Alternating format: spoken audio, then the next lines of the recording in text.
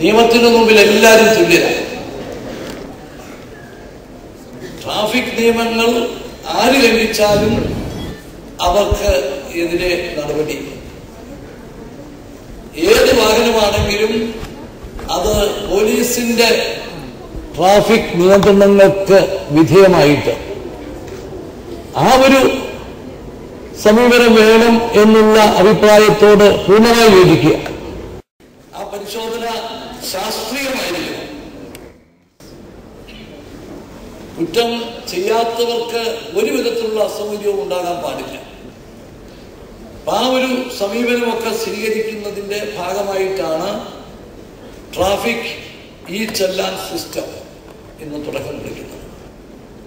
ഇവിടുത്തെ തിരുവനന്തപുരത്തെ ഈ പ്രവർത്തനത്തിന്റെ വിജയം ആശ്രയിച്ച് അത് മറ്റു സ്ഥലങ്ങളിലേക്ക് വ്യാപിപ്പിക്കാൻ. അപ്പോൾ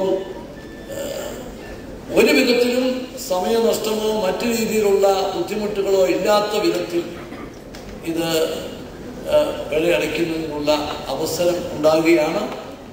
ഈ ട്രാഫിക് ഇ ചെല്ലാൻ സിസ്റ്റം അത് ഏറ്റവും വിജയകരമായി തീരട്ടെ. വർഷങ്ങൾക്ക് മുമ്പ് നിയോഗിച്ചിട്ടുള്ള സ്ട്രെങ്ത് മാത്രമേ ഈ ട്രാഫിക് നിയന്ത്രണത്തിന് വേണ്ടി പോലീസിന് ഉള്ളൂ.